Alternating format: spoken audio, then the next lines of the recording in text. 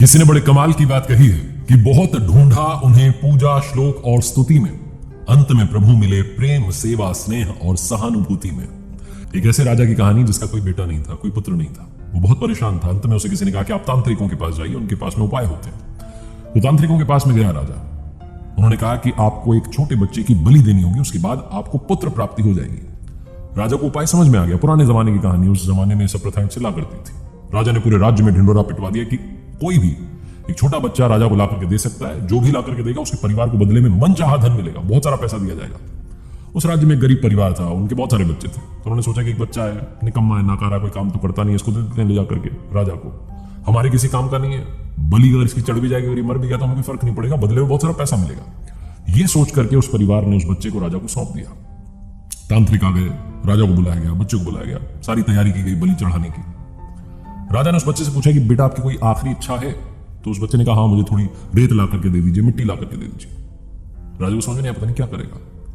इच्छा पूरी की गई, रेत लाई गई, मिट्टी लाई गई। उस बच्चे ने उस रेत मिट्टी को मिला करके 4 छोटे छोटे महल बना दिए, और महल बनाने के बाद एक के बाद एक उसने 3 महल तोड़ दिए।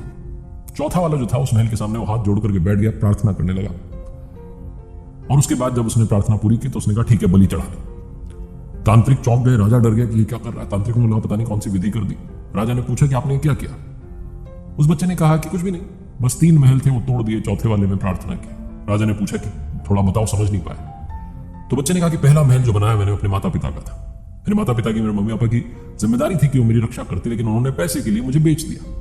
दूसरा महल रिश्तेदारों का, सगे संबंधियों का था। उनकी जिम्मेदारी थी, कर्तव्य था कि मेरे माँ बाप को सिखाते समझाते कि ऐसा ना करें। उन्होंने भी नहीं समझाया, तो उस महल को मैंने तोड़ दिया। तीसरा महल जो था वो राजा का था, आपका था। राजा का तो कर्तव्य होता है कि प्रजा की रक्षा करे। आपने तो मेरी बलि चढ़ाने की तैयारी कर ली है, आपका महल भी मैंने तोड़ दिया। और चौथा महल जो है वो भगवान का है, प्रभु का है। उनके सामने मैंने प्रार्थना की और उनसे कहा कि अब आप देख लेना। बस यही था। राजा ने जब ये जवाब सुना तो अंदर तक हिल गया, चौंक गया, डर गया। उसे लगा कि पता नहीं इस छोटे बच्चे की बलि देने के बाद भी मुझे पुत्र प्राप्ति होगी कि नहीं होगी। राजा जो था वो इतना घबरा गया कि उसके मन का विचार बदल गया। उसने सोचा कि पुत्र प्राप्ति होगी नहीं होगी तो भविष्य की बात है, क्यों ना इस समझदार बच्चे को ही गोद ले लेता हूं और अपना बेटा मान करके राजकुमार घोषित कर देता हूं। राजा ने बिल्कुल वही किया, उस बच्चे को गोद लिया और अगला राजकुमार घोषित कर दिया। छोटी सी कहानी, लेकिन सार यह है कि जीवन में जब सब तरफ से रास्ते बंद हो जाते हैं, दरवाजे बंद हो जाते हैं, एक दरवाजा हमेशा खुला होता है, वो है प्रभु का। वो कभी भी किसी का भी अहित नहीं सोचते हैं। बस उन पर विश्वास रखना शुरू कीजिए, स्नेह के साथ उनकी श्रद्धा के साथ आराधना करना शुरू कीजिए और आपस में प्यार बांटते चलिए, सहानुभूति बनाए रखिए।